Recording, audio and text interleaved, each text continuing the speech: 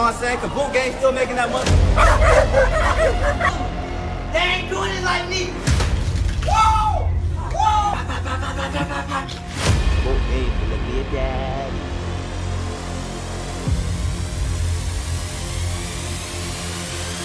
I had an encounter with the Holy Spirit when I was in jail.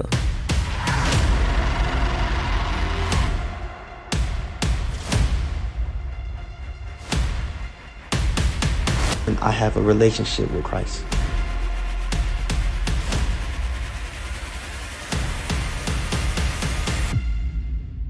I'm a Christian because I've experienced the love of God. The love of God.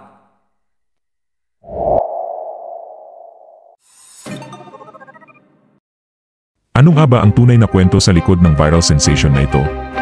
Ito ang kwento ng isang lalaking dumaan sa matinding pagsubok mula sa pagiging rapper na kilala sa gulo at kontrobersya, hanggang sa pagiging isang tao na puno ng pananampalataya.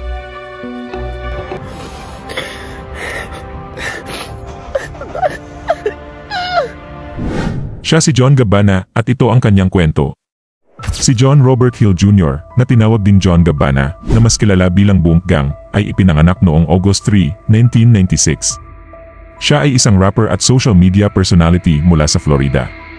Nagsimula ang kanyang platform noong 2017. Paminsan-minsan, naglalabas siya ng kanta, pero ang talagang nagbigay sa kanya ng pangalan sa pop culture ay ang kanyang viral videos na karaniwang prank o krimen. Madalas siyang gumagawa ng mga mapangahas at illegal na kilos, kabilang na ang pagnanakaw sa harap ng kamera habang ini-stream ito sa internet.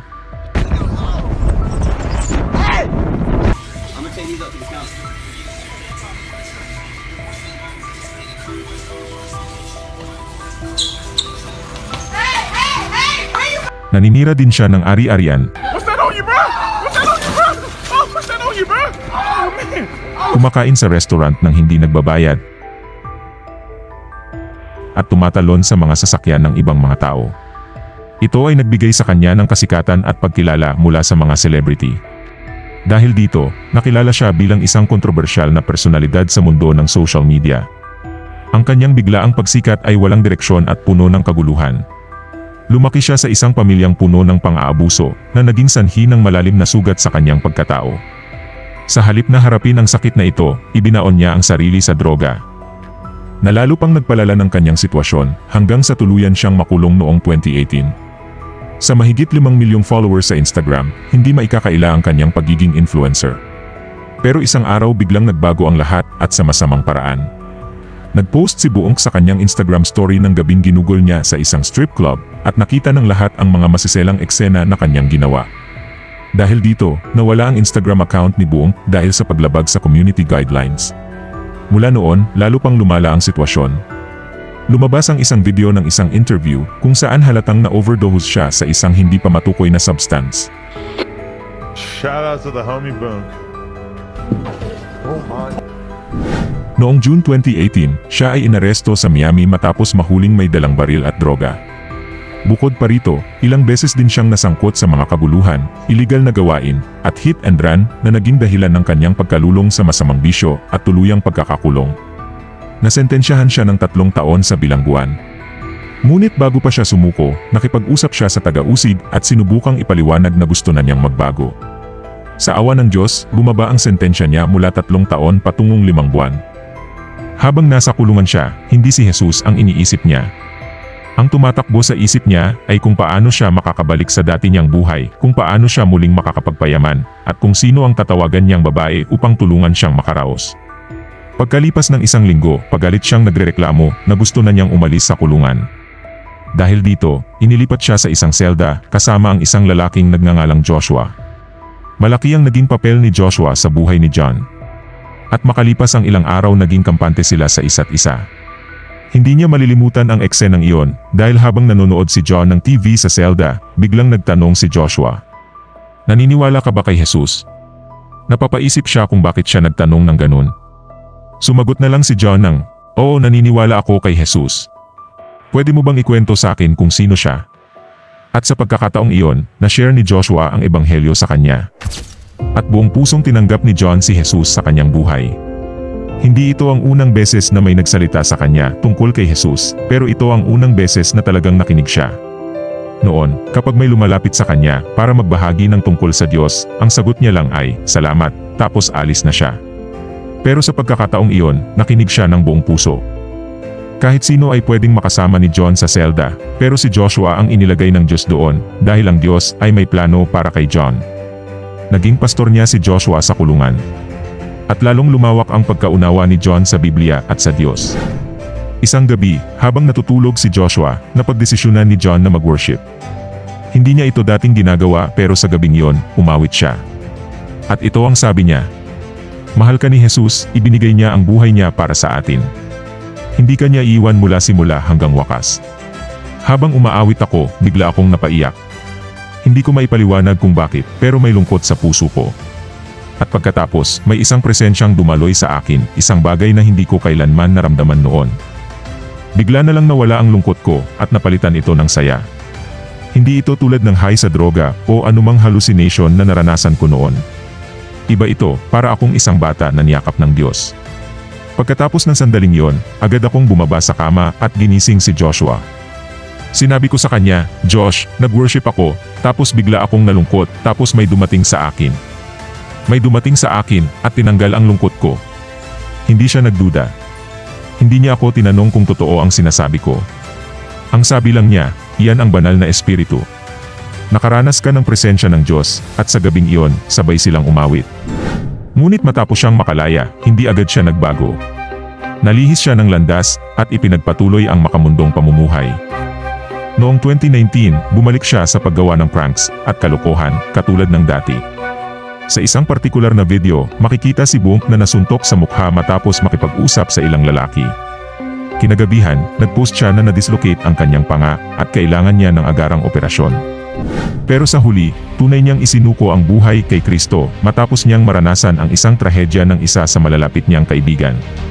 Ang isa niyang kaibigan ay nakaranas ng muntikang kamatayan. Siya ay idineklarang patay, ngunit muling nabuhay. Tumingin ang kaibigan niya sa kanyang mata at sinabi, "John, totoo si Jesus. Nasa bingit ako ng kamatayan ng maraming beses, kahit noon pa, subalit may plano ang Diyos para sa akin." At muli niyang sinabi, "John, totoo si Jesus." Matapos marinig ang tungkol sa muntikang pagkamatay ng kanyang kaibigan, tuluyang isinuko ni John ang kanyang buhay kay Jesus. At siya ay nabaptized noong February 2021.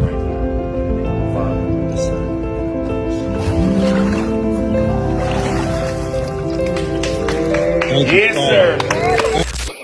Ngayon, siya ay lubos at taos-pusong lumalakad kasama ang Diyos. Father, I just wanna stand in front of you.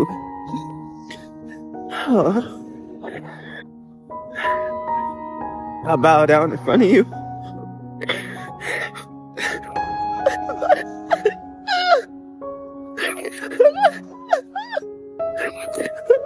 I wanna ask that you forgive me. Ngayon ay isinusulong niya ang mabuting balita. Matapos niyang makalaya, hindi niya kinalimutan ang mga taong nasa kulungan. If you do not know Jesus, but you want to know him, I want you to come over here so I can pray for you. If you want eternal life, come up here. And I'm proud of y'all, I really am. Let's hold hands. I don't want y'all to repeat after me. I want you to do this in your own words, because God says, believe in your heart that he is Lord and confess with your mouth. Confess your sins. Confess that Jesus is Lord. Ask him to come into your heart. Ask for his forgiveness. He made it available. You're forgiven for all your sins, for all your mistakes, for everything you've done up to this point. You're forgiven. God remembers it no more. You could have died. You know what you were doing in them streets. You've been given another chance. Dear Heavenly Father, Lord God, I pray for this group of men. I pray that you deliver them, Lord God, from anything that's keeping them bondage. I ask that you fill these men with your Holy Spirit, Lord God. Even while in these walls, Lord God, set them free. In Jesus' name, amen. Bumabalik siya upang magbahagi ng kanyang kwento sa mga bilanggo, eskwelahan at simbahan. At ngayon, buong puso niyang ibinabahagi ang ebanghelyo sa maraming mga taong naliligaw ng landas. And I'm a servant of the Lord. And he sent me here to tell you to repent and to turn from sin. Satan is trying, look at what Satan is doing to the world. Jesus is king! Jesus is king! Naibahagi din ni John si Jesus sa kanyang ex-girlfriend na si Victoria Rose, na ngayon ay nagkabalikan at parehas na sila ngayong Kristiyano na may relasyon sa ating Panginoong Jesus. It says in the Bible, fornicators, and Idolaters. some more stuff, you going to hell. Alam mo bang si John ay tumugon sa internet matapos maglabas ng mga pampublikong pahayag ang kanyang ina tungkol sa kanya. Lumabas ito sa World Star at iba pang mga platform kung saan sinabi niya ang ilang masasakit na bagay na tiyak na makakasakit sa damdamin ng sinumang anak. Binatikos niya kung paano ito pinalaki at sinabihan ito ng mga masasakit na salita. Now you want to tell me I abuse you. You want to tell the matter of fact, everybody, guess who mother I am? Nagsimula ito nang sabihin ni John Gabana sa publiko na lumaki siya sa isang mapang-abusong tahanan. Nasaktan ang kanyang ina sa pahayag na ito at tumugon sa kanya sa pamamagitan ng isang video. You was in my goddamn face, I'll rock your and you know I'm with this. Why? Why would I say something? Because you know them had the conversations that me and you had. The devil is a motherfucking lie. You a devil in disguise, you motherfucking snake. You a snake boy. Be careful who you have children with. Like father, like son. When you put a mom on camera, they're going to paint a picture as if everything is perfect. But I'm not like that. I'm going to tell people the real. Because she's my mom, I didn't feed into it. And I'm not going to feed into it because God say, honor your father and mother and your days should be longer. But I'm going to tell you this. I gained nothing from getting on camera and telling people a lie. I don't benefit from that. But with the relationship with my mom, she's my mother. Whatever she go on camera and do and say about me, I give it to God. Just the way I should have swallowed your Makikita sa video ang pag-atake ng masamang espiritu sa buhay ng kanyang ina. Hindi ko na ilalagay ang ibang sinabi ng kanyang ina. Ang sabi sa Ephesians 6 verse 4. At kayo namang mga magulang, huwag kayong gumawa ng mga bagay na ikasasama ng loob ng mga anak ninyo. Sa halip, palakihin niyo sila ng may disiplina at turuan ng mga aral ng Panginoon. Ipanalangin din natin na makilala ng kanyang ina ang Diyos. Nagsimula din siyang mag-focus sa kanyang boxing career noong 2021. Sa isang panayam, ibinahagi niya ang kanyang intensyon na seryosohin ang boxing bilang bahagi ng kanyang personal na pagbabago. Napanalunan niya ang kanyang unang laban sa pamamagitan ng split decision noong September 2021. At dahil din sa boxing, ni-restore ng Diyos ang relationship nila ng kanyang ama dahil iniwan sila nito noong bata pa lang sila. Kaya lumaki siyang walang kinikilalang ama, kaya magulo ang pinagmulan niyang pamilya. You know, boxing keeps me out of trouble, keeps me out of drugs, and it's bringing me and my dad closer together. It just feels good to have my dad in my life supporting me. You know, I feel like God is restoring our relationship through this. Ano nga ba ang matututunan natin sa buhay ni John Gabana? Ang buhay ni John ay isang patunay na hindi pa huli ang lahat para magbago. Dati siyang nabuhay sa kasalanan, gumagawa ng kalokohan, naghahanap ng yaman, kasikatan, at pansamantalang kasiyahan. Pero kahit na nakuha niya ang lahat ng yon, wala pa rin siyang kapayapaan. Sabi sa Matthew 16 verse 26, ano ang mapapala ng isang tao kung makamtan niya ang buong mundo, pero mapahamak naman ang kanyang kaluluwa? Ganito ang nangyari kay Gabana, akala niya, pera, babae, at kasikatan ang magbibigay sa kanya ng tunay na saya. Pero sa loob niya, may kulang. Nang siya'y makulong, nagkaroon siya ng spiritual encounter, naramdaman niya ang presensya ng Diyos. Pero kahit pagkatapos niyang lumaya, muli siyang naligaw. Minsan, ganoon din tayo, alam na natin ang tama, pero patuloy pa rin tayong nahuhulog sa kasalanan. Hanggang isang araw, may kaibigan siyang muntik ng mamatay. At doon niya naunawaan na panahon na para talikuran ang dating buhay at sundin ang Diyos ng buong puso at kaluluwa. Sabi sa 2 Corinthians 5 verse 17, ang sinumang na kay Kristo ay isa ng bagong nilalang. Wala na ang dati niyang pagkatao, binago na siya. Ngayon, si John Gabana ay hindi na ang dating bunggang. Siya ay binago ng Diyos, siya na ngayon si Holy Gabana. At ang misyon niya ngayon ay ipahayag ang pagmamahal at biyaya ng Panginoon. Ano man ang ating nakaraan, hindi tayo iniiwan ng Diyos. Basta lumapit tayo sa Kanya, handa siyang patawarin at baguhin tayo. Alam natin na sa lahat ng bagay, ang Diyos ay gumagawa para sa ikabubuti ng mga nagmamahal sa Kanya. Ang kanyang kwento ay isang inspirasyon sa lahat, lalo na sa mga kabataan na maaaring naliligaw ng landas. Sa panahon ngayon ng social media, maraming natutukso na gawin ang anumang bagay para lang sumikat. Ngunit ipinaalala sa atin ni John na hindi ang kasikatan o pera ang tunay na magdadala ng kasiyahan, kundi ang buhay na kasama ang makapangyarihang Diyos. Maraming salamat dahil umabot ka hanggang dito. Mangyaring maglaan ng pananalangin sa mga taong lumalakad sa kadiliman.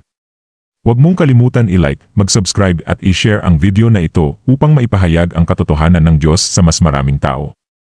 Sa Diyos lamang ang papuri, kaluwalhatian, at karangalan magpakailanman. God bless.